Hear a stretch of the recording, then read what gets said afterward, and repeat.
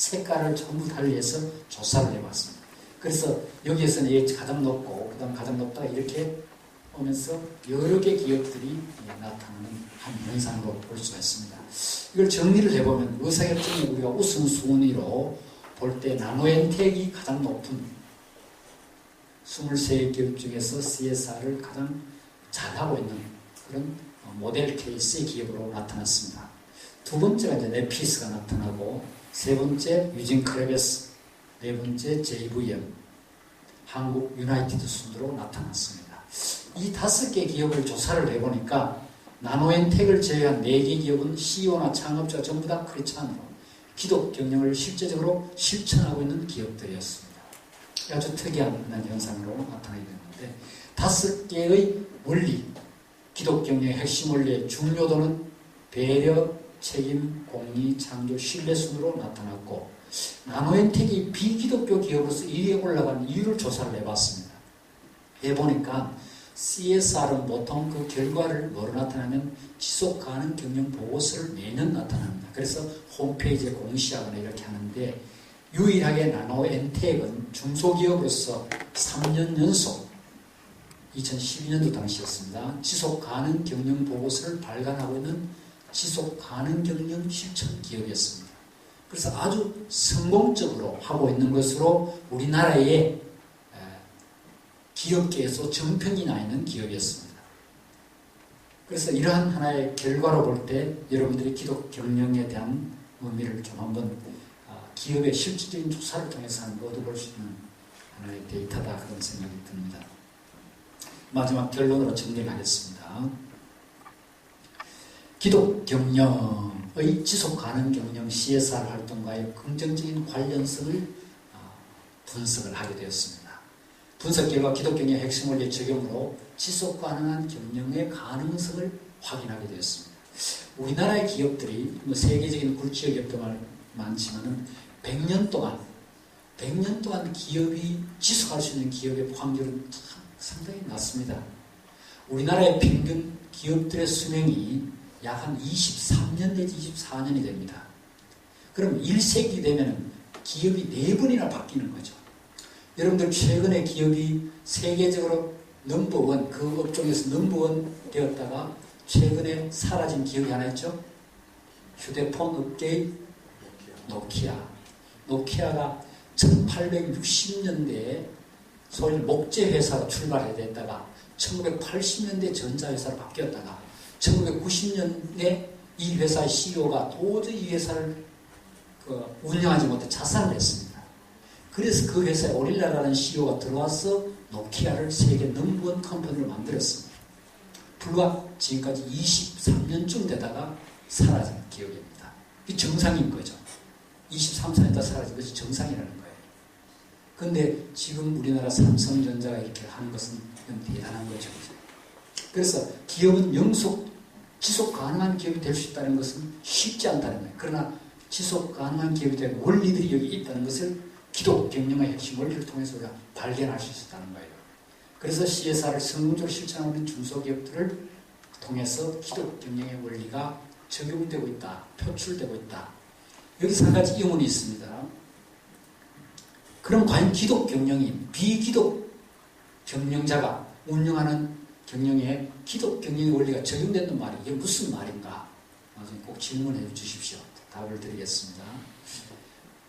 본 연구의 한계와 연구 방향을 잠깐 말씀을 드리면 AHP라는 분석 툴이 있는데 이 분석 툴도 객관적인 데이터를 분석하는 데는 한 가지 한계가 있습니다. 주로 주관적인 데이터를 분석하기 때문에 그 자체에 대한 가지는 한계점이 있습니다. 그리고 지속가능 경영 보고서 발간하는 기업들을 대상으로 한번 재분석할 필요가 있겠다는 생각이 듭니다. 그리고 이 연구는 이 분야에 처음 시도하는 것이기 때문에 아직 스마트한 그런 다듬어진 그런 툴들이 아직 나와 있지 않습니다. 그래서 앞으로 심층적인 분석을 케이스 바이 케이스로 기업별로, 사례 기업별로, 책임 분야의 대표적인 기업을 심층적으로 분석해서 결과를 도출한다든지 그런 것들이 필요할 거라 생각이 듭니다. 향후는 대기업과 중소기업 비교를 연구한다든지 지속가능 연구소 발간 기업을 대상으로 연구하면 상당히 심도 있는 연구가 될 거라 기대를 합니다. 실은 이 연구는 학부생들 여러분들이가 듣기에는 좀 어려울지 모르겠습니다. 어려울지 모르지만 기독 경영과 같이 여러분들의 전공 분야를 이렇게 연결해 볼 수 있는 그런 하나의 방향 제시에 여러분들 위로를 받고 경청했으면 감사하겠습니다. 감사합니다.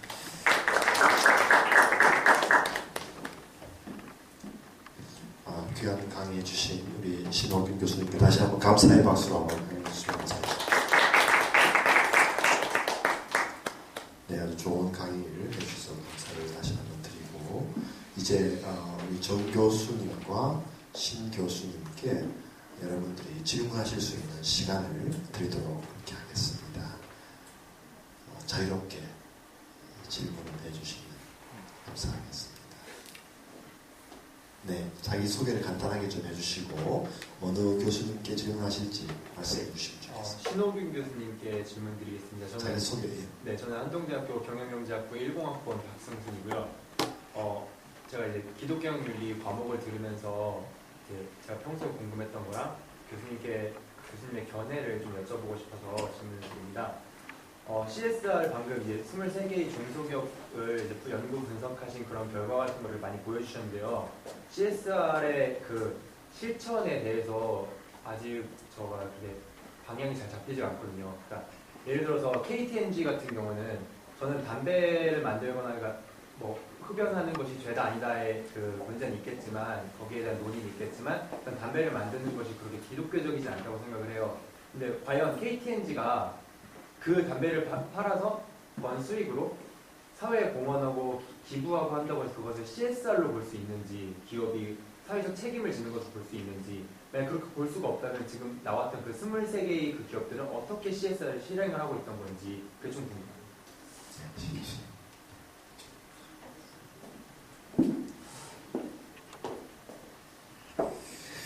제 고민을 똑같이 하는 것 같아서 반갑습니다.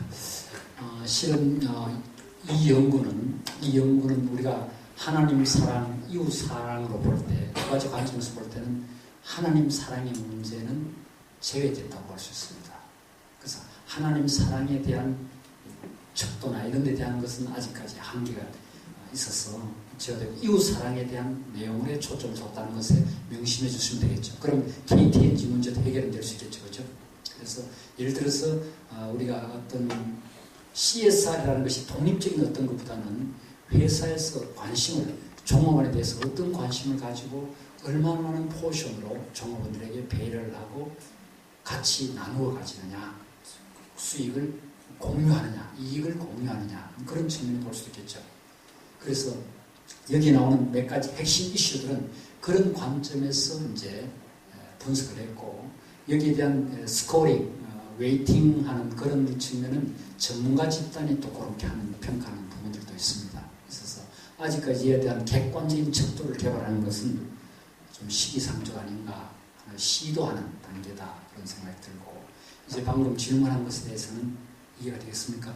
그러면 이제 네. 그 23개의 기업에 대해서 네. 그 기업들이 보편적으로 기업들이 아웃풋을 어떻게 이용하는지, 사회에 어떻게 다시 돌려주고 공헌을 하는지보다는 그 기업들이 경영하는 그 과정 내에서 그 사회나 혹은 그 안에 내부에서 그 직원들이나 그런 사람들에 대해서 배려나 책임이 있기 때문에 CSR이라고 보는 것이 합당할까요?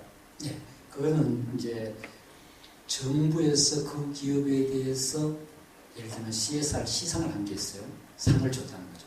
그래서 어떤 부분에 상을 줬느냐, 이 노동자에 대한, 종업원에 대한 배려를 했다 하면 이제 포커스를 그쪽에 두는 거죠. 그럼 이제 노동에 대한 뭐 상을 했다든지, 인권에 대한 상을 했다든지, 소비자들로부터 아주 우수기업으로 인정을 받은 상을 줬다든지 그런 게 있죠.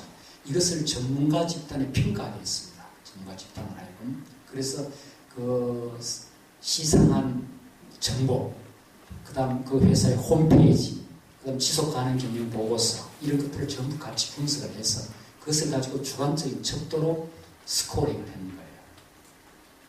무슨 말인지 알겠습니까? 예, 그 과정을 거쳐서 이루어졌다. 그래서 AHP라는 툴이 바로 그런 한계점이 있습니다. A 기업과 B 기업을 비교했을 때, 페어 컴패리슨을 했을 때 어느 것이 프리퍼 투더 좋으냐, 인권에서 더 잘했느냐, 이런 걸 이렇게 비교할 수 있다는 거죠. 그죠? 그렇게 해서 이제 그런 방법론을 사용합니다. 네, 감사합니다. 교수님이랑 진짜 네, 우리 아브라함 리 우리 경영경제학부의 교수님이신데요. 우리 미국에서 오셨습니다. 예. 네, 교수님 너무 말씀 잘 들었고요. 제가 CRSR을 저는 잘 모르는 편이에요. 근데 들어보니까 그 스코링 시스템이 상당히 중요하게 들립니다. 근데 그 스코링 시스템이 지금 들어보니까 어떤 분야, 뭐 무슨 행동이나 볼 때 굉장히 서브젝티브하게 이게 스코링이 될 것 같아요. 이게 무슨 퀀티티브 시스템이 없어서 누구의 판단으로 그냥 이렇게 스코링이 되는 것 같은데, 근데 그게 나중에 보니까 그거 가지고 분석하지 않습니까? 그래서 그것 따라서 상당히 많은 이제 결과가 나오는데, 어떻게 그 스코링에 대해서 reliability나 validity가 있는지에 대해서 제가 좀 많이 궁금하고 있어요. 그건 이제 AHP 분석 기법의 reliability 테스트라는 게 있습니다.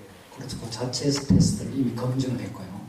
그 다음에 이제 우리가 스코링 하는 거는 이렇게 이제 몇 차에 걸쳐서 그 과정을 거친 것이 전국의 5, 60개 중소기업청으로부터 수상 경력이 있는 5, 60개를 하나에 선발하는 것이 이 분야, CSR 분야에서 우리나라에서 아주 선두그룹이라는 것이 인정이 됐고요.